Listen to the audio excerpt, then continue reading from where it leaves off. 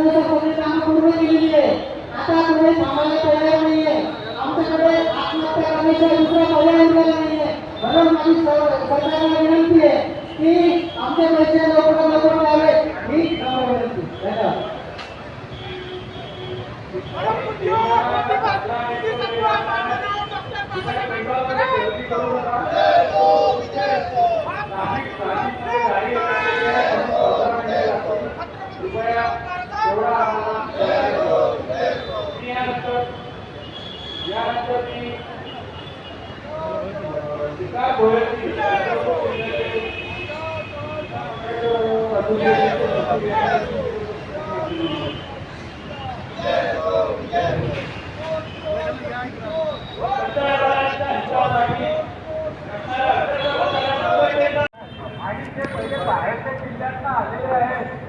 नारे द्या ना नारे.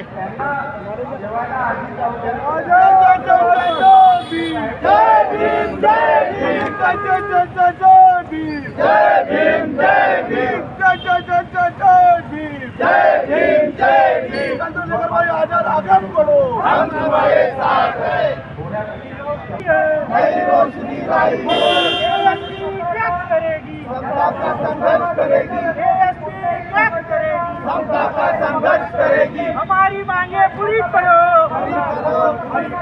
हमारी मांगे पूरी करो, महाराष्ट्र सरकार होश में आओ, होश में आओ, होश में आओ। अभी तो ये अंगड़ाई है, आगे और लड़ाई है।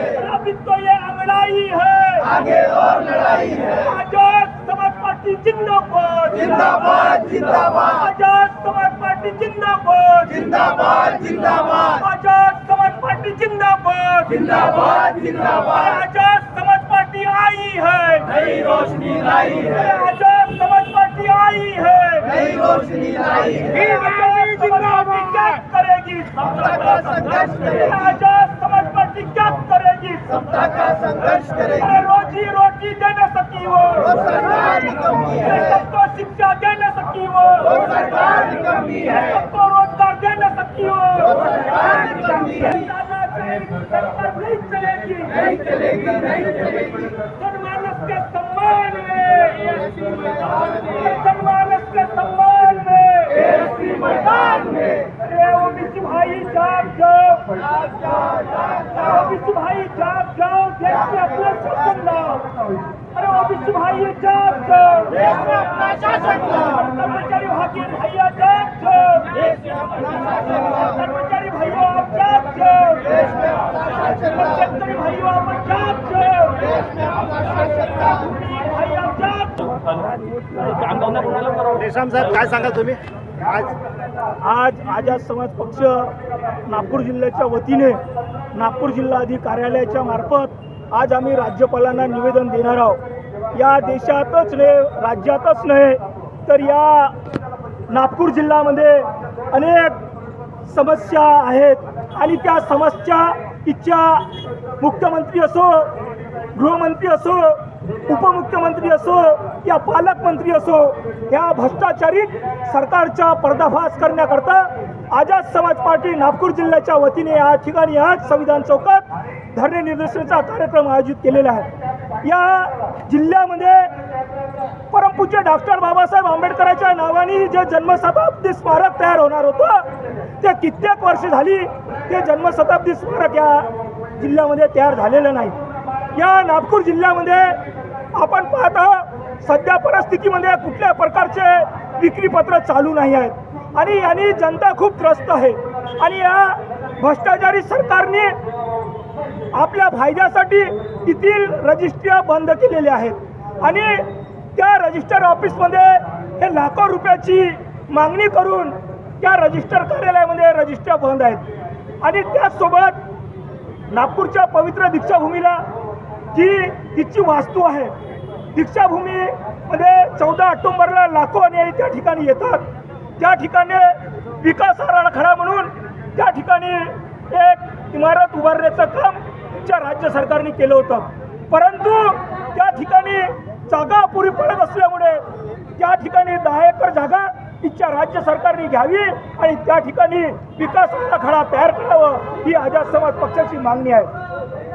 राज्यामध्ये जिल्ह्यामध्ये ज्या प्राथमिक शाळा आहेत, जिल्हा परिषदच्या शाळा आहेत, त्या इमारती उच्च दर्जाच्या इमारती बनवून त्या ठिकाणी ज्या प्रकारे प्रायव्हेट स्कूल आहेत त्या प्रकारे त्याचं इन्फ्रास्ट्रक्चर तयार व्हावं या अनुषंगाने आझाद समाज पार्टी इथच्या स्थानिक जिल्हाधिकाऱ्याच्या मार्फत त्या राज्य सरकारला निवेदनाच्या माध्यमातून इशारा देण्यात चालते की इथची भ्रष्टाचारी सरकार सावध झाली नाही, त्यांनी भ्रष्टाचाराला आळा घालला नाही तर आमच्या नागपूर जिल्ह्यातले भीम आर्मी आणि आझाद समाजचे पदाधिकारी तुमच्या शासकीय आणि प्रशासकीय पदाधिकाऱ्याला सेवा कर्मचाऱ्याला सबक शिकवल्याशिवाय बाप शिकवल्याशिवाय राहणार नाही.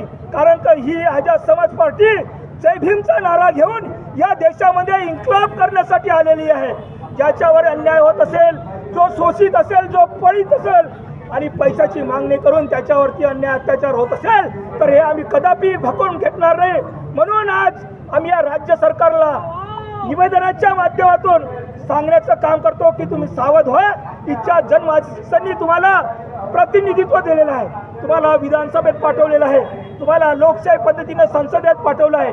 तुम्ही इच्छा प्रतिनिधित्व करणाऱ्या माणसाची आवाज तुम्ही संसदेत बुलंद करू शकत नाही, विधानसभेत विरोधी पक्ष म्हणून तुम्ही मांडू शकत नाही, तर तुम्ही काय कामाचे.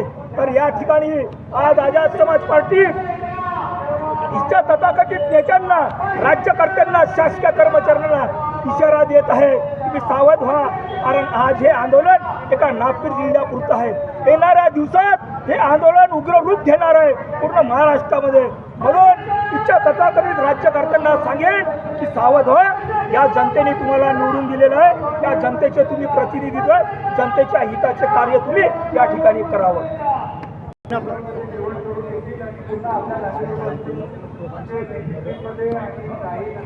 आज आझाद समाज पार्टीच्या वतीने जन आक्रोश आंदोलनाच्या मार्फत आम्ही या सरकारला, भ्रष्टाचारी सरकारला आम्ही हे सांगण्याचा प्रयत्न करून राहिलो की हा जो भ्रष्टाचार सुरू आहे हा भ्रष्टाचार लवकरात लवकर संपवावा, नाही तर आझाद समाज पार्टीच्या माध्यमातून आम्ही इतकं मोठं आंदोलन तयार करू, जे आंदोलन यांना सांभाळणं आणि यांना कोणत्याही प्रकारे हे आंदोलन थांबवणं खूप त्रासदायी होईल. त्यामुळे आमच्या ज्या मागण्या आहेत, ज्या प्रकारे आमच्या मागण्या आहेत त्या पूर्ण झाल्या नाहीत आणि हा भ्रष्टाचार थांबला नाही तर आम्ही समोर चालू. जेव्हा आम्हाला क्रांती करता येते तर क्रांती करून प्रतिक्रांती करता येते. आम्ही संविधानाला मानणारे लोक आहोत, आम्ही बाबासाहेबांचे अनुयायी आहोत आणि आम्हाला संविधान समजते म्हणून आम्ही चूप बसलेलो आहोत आणि आम्ही संविधानाच्या मार्फत आम्ही हे सर्व करून राहिलो. आम्हाला कोणत्याही प्रकारे संविधानाचं पालन करून समोर चालायचं आहे आणि या भ्रष्टाचाराला थांबवायचं आहे. म्हणून आम्ही हे जन आंदोलन आज करून राहिलो आहे. पण हे भ्रष्टाचारी सरकार ह्या सर्व मुद्द्यावर जे मुद्दे आमचे आहेत जर थांबले नाही तर या आंदोलनाला उग्र करून आम्ही समोरची वाटचाल काय होणार आहे ते तुम्हाला आजच्या या जन आंदोलनातून आम्ही सांगण्याचा प्रयत्न करत आहोत. भाई चंद्रशेखर आप संघर्ष करो, हम तुम्हारे साथ हैं. भाई चंद्रशेखर आप संघर्ष करो, हम तुम्हारे साथ हैं. हम तुम्हारे साथ हैं. इथे आपण हक्कासाठी बनलेलो, आपण जर काम केलं तर आपण वाटत असतो आणि शेवटी शेवटची चांगली